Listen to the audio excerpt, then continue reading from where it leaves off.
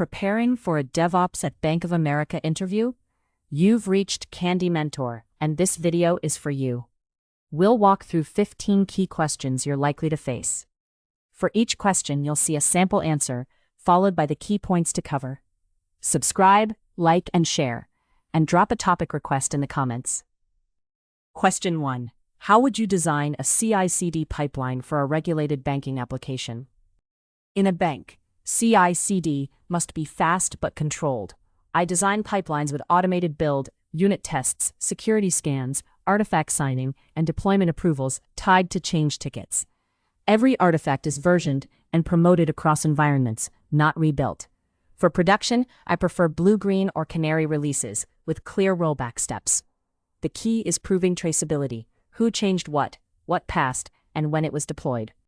While answering, focus on regulated CI/CD, automation, quality gates, security scans, approvals, artifact promotion, rollback, audit trail, and balancing faster releases with change management expectations in a large bank. Question 2. What Git branching strategy would you recommend for enterprise DevOps teams? Branching should reduce risk, not create ceremony. I usually recommend trunk-based development with short-lived feature branches, pull requests, mandatory reviews, and automated checks before merge. For larger programs, release branches can stabilize production fixes while main continues. Tags should mark deployable versions. In a financial environment, I also enforce signed commits where required and link commits to Jira or change records for end-to-end visibility.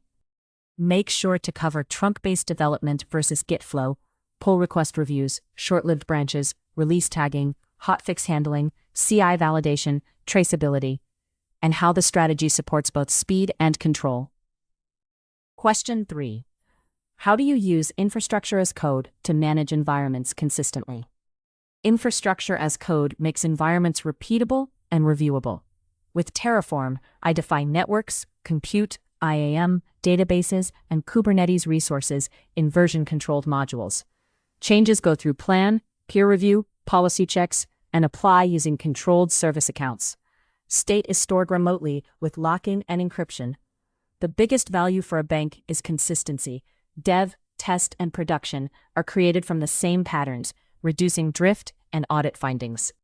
In your answer, talk about Terraform or CloudFormation, reusable modules, remote state locking, peer review, policy checks, drift detection, environment parity, and auditability for infrastructure changes.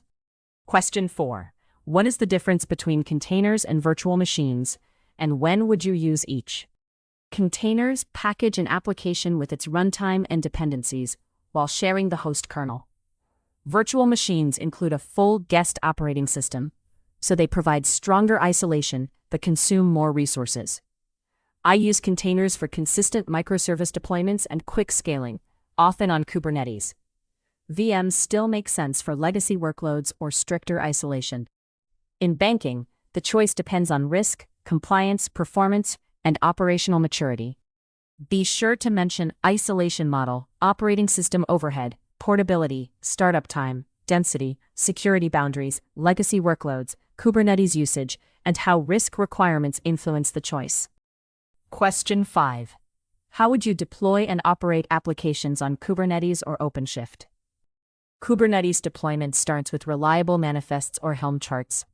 I define requests and limits, readiness and liveness probes, config maps, secrets integration, network policies, and horizontal pod autoscaling. Images come from a trusted registry after scanning. Rollouts should be gradual, observable, and reversible, using deployment history or blue-green patterns. For production banking workloads, I also check RBAC, namespace separation, admission policies, disaster recovery, and runbooks requirements.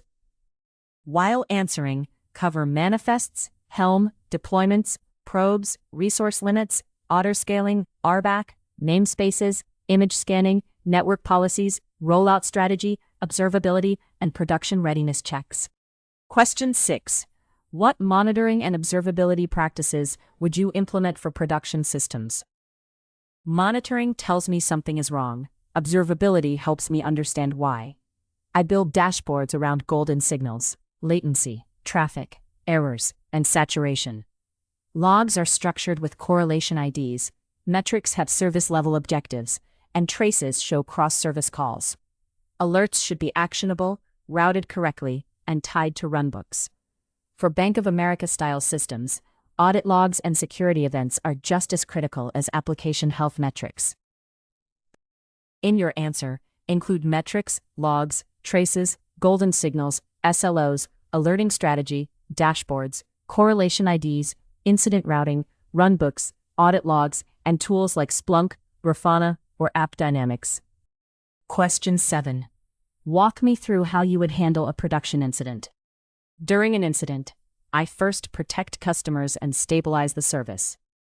I confirm impact, check dashboards and recent changes, assemble the right responders, and communicate status on a fixed cadence. If a rollback is safest, I do it quickly. After recovery, I lead a blameless postmortem covering timeline, root cause, detection gaps, and preventive actions. In banking, communication, evidence capture, and regulatory sensitivity matter too. Make sure to cover impact assessment, triage, communication, rollback, war room coordination, logs and metrics, escalation, customer protection, postmortem, root cause analysis, and corrective actions. Question 8. How do you integrate security into a DevOps pipeline? Security has to shift left without blocking every delivery. In pipelines, I add SAST, dependency scanning, container image scanning, secret detection, IAC policy checks, and license checks. Findings should have severity thresholds. Critical issues fail to build. Lower risks create tracked tickets. I also sign artifacts and restrict deployment permissions. The goal is not just scanning. It is enforceable, repeatable risk reduction at scale continuously. Be sure to mention DevSecOps, SAST, DAST, dependency scanning, container scanning, secret detection, IAC scanning, severity thresholds, artifact signing, policy enforcement, and developer feedback loops. Question 9. How should secrets be managed in DevOps workflows? Secrets should never live in source code, images, or plain environment files. I use a managed vault, such as HashiCorp Vault, or a Cloud Secrets Manager, with encryption, rotation, access policies, and audit logs. Applications retrieve secrets at runtime through short-lived credentials. In Kubernetes, I prefer external secret operators over static secrets. The best practice is least privilege, automated rotation, and immediate revocation when access changes. While answering, focus on avoiding hard-coded secrets. Vault-based storage, encryption, rotation, access control, audit logs, short-lived credentials, Kubernetes secret handling, and least privilege. Question 10. Explain blue-green and canary deployments. Which would you choose for a critical banking service? Blue-green uses two production-like environments. Traffic runs on blue while green receives the new version. After validation, traffic switches. Canary releases expose a small percentage of users or transactions first, then expand based on metrics. I use Canary when risk needs gradual observation, and blue-green when fast rollback and environment parity are priorities. Both require automated health checks and database migration discipline to avoid outages. In your answer, compare traffic switching, gradual exposure, rollback speed, environment cost, validation, metrics-based promotion, database migration concerns, and when each strategy reduces release risk. Question 11. What is configuration management, and how have you used tools like Ansible, Puppet, or Chef?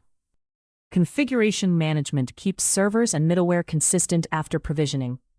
I use tools like Ansible, Puppet, or Chef to manage packages, users, hardening baselines, agents, and application configuration. Playbooks should be idempotent, version-controlled, and tested in lower environments. In a bank, this supports patch compliance, audit evidence, and faster recovery.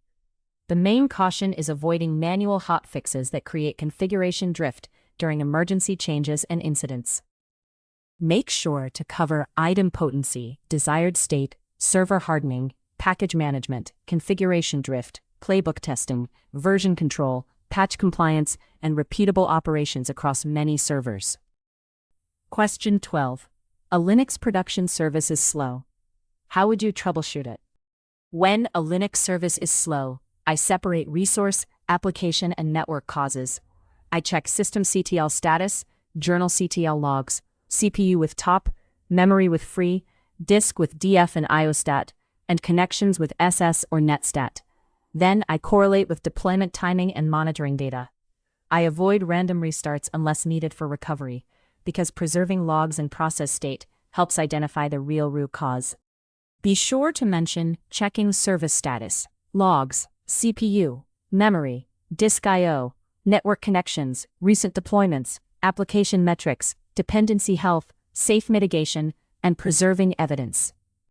Question 13. How would you design backup and disaster recovery for critical applications? Disaster recovery is about meeting agreed RTO and RPO, not just taking backups. I design backups with encryption, retention, immutability, and regular restore tests. For critical services, I use multi-zone or multi-region architecture, replicated databases, documented failover, and runbooks. In financial services, DR exercises must prove evidence, timestamps, validation results, responsible teams, and gaps found. Untested backups are only assumptions waiting to fail in production. In your answer, talk about RTO, RPO, backup encryption, retention, restore testing, multi-zone or multi-region design, failover runbooks, database replication, and DR exercise evidence. Question 14. How do you balance DevOps automation with change management and compliance requirements? Change management in banking adds governance around production risk. I connect pipeline stages to change records, approvals, test evidence, security scans, deployment logs, and rollback plans. Standard low-risk changes can be pre-approved if automation is strong. High-risk changes need additional review. I still push for automation because manual approvals alone do not reduce risk. Good DevOps makes compliance traceable, not slower and easier to audit. While answering, focus on automated evidence, approval gates, change tickets, risk classification, segregation of duties, audit logs, rollback plans, standard changes, and reducing manual compliance overhead. Question 15. Tell me about a time developers wanted to release quickly, but operations or risk teams were concerned. I would start by aligning everyone on customer impact and evidence, not opinions. If developers want speed and operations sees risk, I propose a safer path: automated tests, progressive rollout, monitoring gates, and rollback readiness. I document the decision and communicate clearly.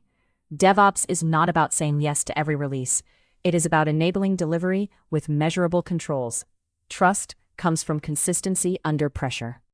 Make sure to demonstrate collaboration, stakeholder alignment, customer impact thinking, evidence-based decisions, risk mitigation, progressive rollout, rollback readiness, communication, ownership, and a DevOps culture mindset. If you are still with us, congratulations. You are much ahead of the rest and serious about preparing for your interview. We hope we were able to add value to your preparation and create some helpful content. Do not forget to like and share this video. Your small act can do great things for us.